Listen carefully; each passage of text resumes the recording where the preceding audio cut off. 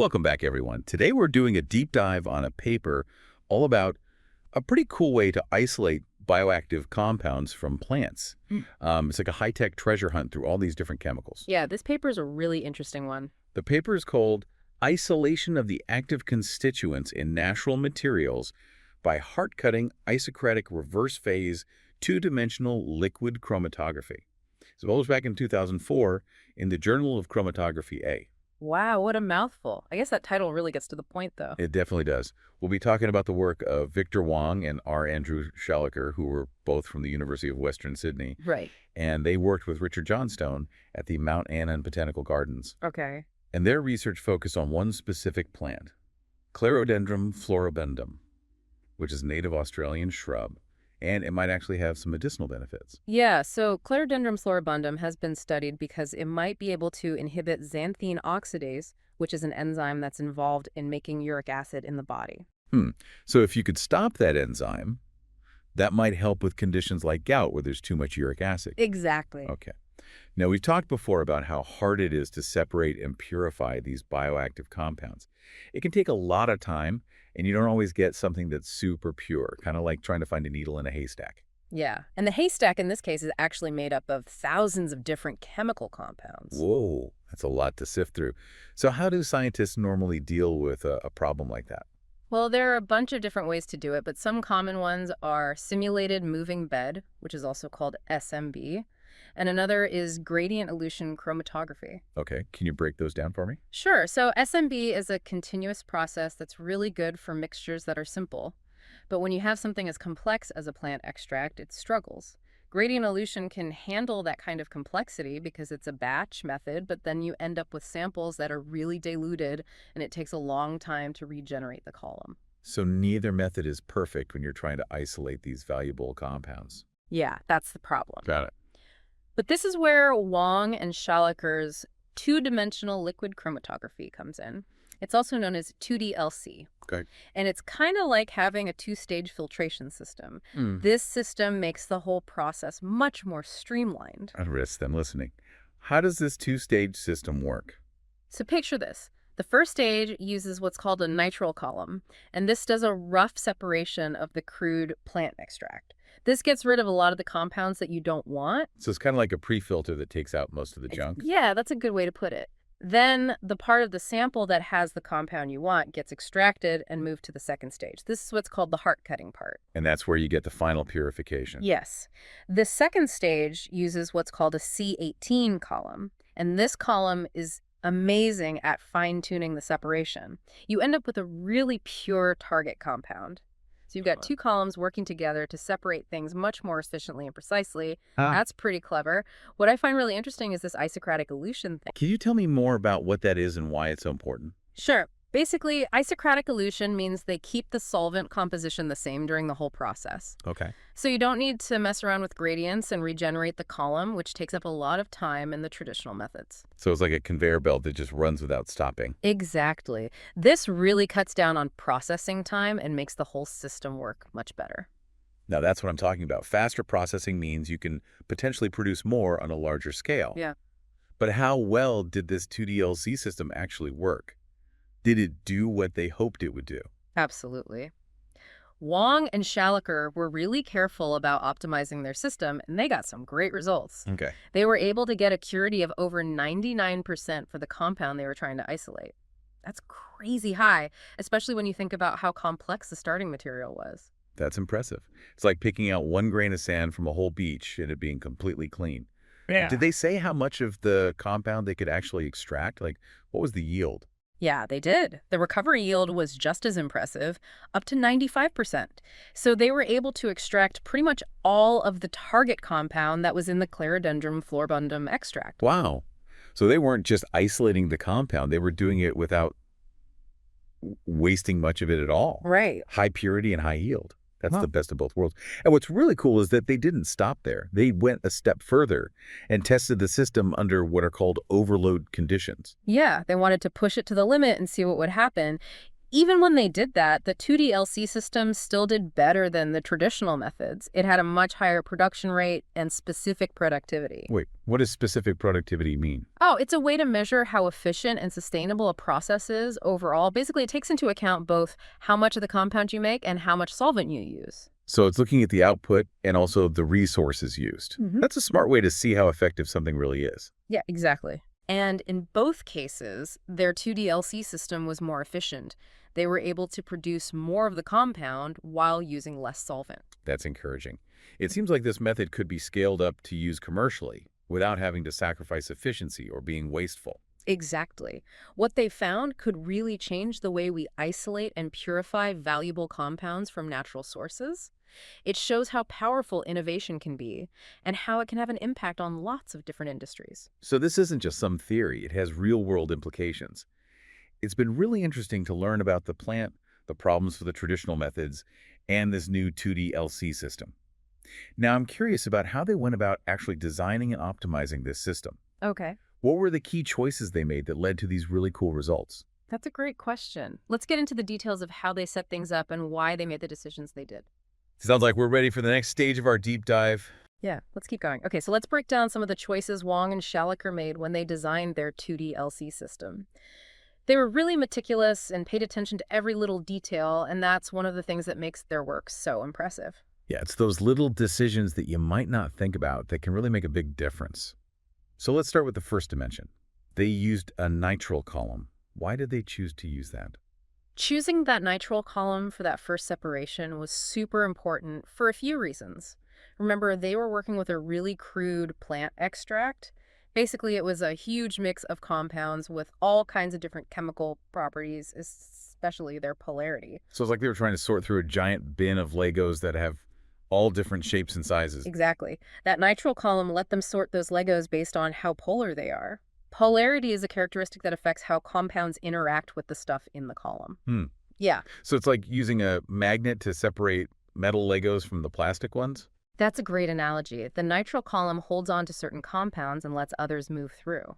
That was really important for getting the part of the sample that had the compound they were looking for. Right. Yeah. So the nitrile column basically acted as a first filter to get rid of a lot of the stuff they didn't want. That left them with a more concentrated sample that was enriched with their target compound. Exactly. It was like a pre-screening step to make the whole purification process easier. And what's even cooler is that the nitrile column allowed them to do this initial separation using isocratic elution. Oh yeah, you explained earlier that isocratic elution means you use the same solvent composition the whole time, which keeps things simple and saves time. That's right. If they'd used a different type of column for this first step, they might have needed to use gradient elution. That means you have to change the solvent over time, and that would make the whole process more complicated and slower. So the nitrile column was a good choice because it made the workflow simpler and more efficient. Definitely. Now, for the second dimension, they used a C18 column for the final purification step. Okay. This kind of column is used all the time in chromatography because it's really good at separating compounds based on how hydrophobic they are. Okay, hold on. Hydrophobicity, that means how much something doesn't like water. Yeah, exactly.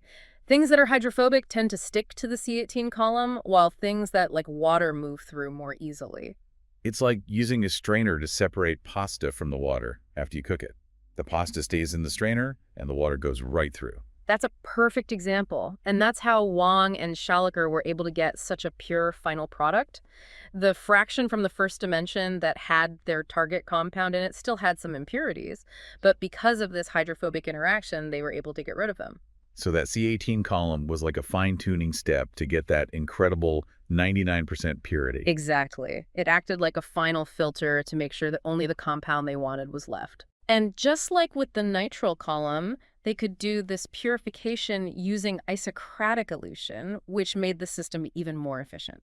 It sounds like Isocratic elution was a big part of how they designed the experiment. It made things simpler, saved time, and used less solvent. Absolutely. And that brings us to another clever part of their setup, the sample loop.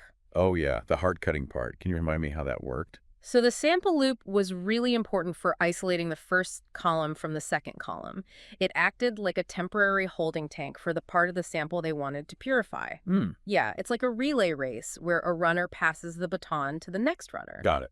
So the sample loop let the two columns work at the same time without interfering with each other, Oh, okay, that makes sense. which was really important for making the system as efficient as possible. So while the first column was doing its separation, the second column could be working on purifying a fraction that was collected earlier. Exactly. That parallel processing was key for getting that crazy fast cycle time of only 6.8 minutes, even when they were overloading the system. That's amazing. Yeah, it's like having two assembly lines working side by side, each one focusing on a different part of the process. I see.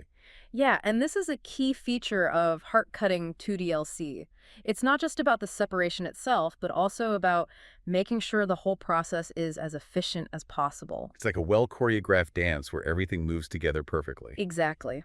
Now let's talk about the solvents they used. Oh, Solvents are crucial in chromatography because they're the mobile phase that carries the compounds through the columns. and I bet choosing the right solvent can really affect how well the separation works. Oh, absolutely. Wong and Shalliker were really careful about picking solvents that would give them the best resolution and selectivity for their separation. So resolution means how well the compounds are separated. And Yeah. selectivity means which compounds get retained and which ones pass through. Right. And they knew that some solvents would work better for this than others. It's like choosing the right kind of paintbrush for a particular painting technique. Exactly. In this case, they decided to use a mix of water and acetonitrile as their solvents. Why did they pick those? What made them a good choice? Well, water and acetonitrile have different polarities. That means they have different tendencies to pull electrons towards them or push them away. This difference in polarity is important for creating a kind of gradient inside the column. A gradient. What do you mean by that? Okay, imagine a ramp with different levels of stickiness. As the compounds move down this ramp, the ones that are more attracted to the sticky parts will move slower, while the ones that aren't as attracted will move faster. Oh, so the compounds are separated based on how much they like the stationary phase, which is the column, and the mobile phase, which is the solvent. Exactly. And in this case, the combo of water and acetonitrile gave them just the right balance of polarities to separate their target compound from all the other stuff that was in the Clerodendrum floribundum extract. Wow, it's really cool how carefully they thought about every part of their system, from the columns they used to the solvents they picked. Absolutely. They were very detail-oriented, and that's what makes good science. And all their hard work really paid off. They got incredible purity, a really high recovery yield, and a fast cycle time. And they even showed that the system could be scaled up and handle overload conditions. Their work really shows how powerful innovation can be and how heart-cutting 2DLC has the potential to revolutionize the way we do research on natural products. It proved that sometimes all it takes is a new perspective and a well-designed system to make some amazing discoveries. I agree. But let's switch gears a little bit. We've talked a lot about the technical stuff, but I'm also curious about what this technology could be used for outside the lab. What are some of the real-world applications of what they found? That's a great question. Let's explore those potential commercial applications in the next part of our discussion. Sounds good. Okay, so we've spent a lot of time talking about all the specifics of Wong and Shalliker's 2DLC system. But I think it's time to zoom out a little and think about the bigger picture. Yeah, definitely. What they found has some pretty big implications that go way beyond just the lab. Right. What are some of the ways this technology could actually be used in the real world? Well, the possibilities for heart-cutting 2DLC are pretty huge. It could be used in a bunch of different industries. One of the biggest ones is pharmaceuticals. That makes sense. Yeah. We already talked about how it could be used to treat gout, but I bet there are a lot more applications than that. Absolutely. Think about developing new drugs that come from natural sources. Okay. This technique could make it much easier to find, isolate, and purify bioactive compounds from all kinds of things, like plants, fungi, even marine organisms. That could mean we could discover and develop new drugs faster, and people who need those life-saving medications could get them sooner. Exactly. And it's not just pharmaceuticals either. Another area where this technology could have a big impact is food science. Oh, really? I hadn't thought about that. Yeah, there's a growing demand for food additives and ingredients that are natural, like natural sweeteners, preservatives, or antioxidants. Heart-cutting 2DLC could be a really efficient and sustainable way to extract these valuable compounds from natural sources. So it could help us make our food system healthier and more sustainable at the same time. Exactly. And we can't forget about the cosmetics industry. Ah, yes. Natural beauty products are really popular these days. Yeah, a lot of consumers want products that actually work and that come from sustainable sources. I see. Heart-cutting 2DLC could help meet that demand because it can efficiently extract bioactive compounds from natural ingredients. It seems like this technology has the potential to change a lot of different industries. Definitely. And it all comes down to combining techniques that we already have in a new and clever way.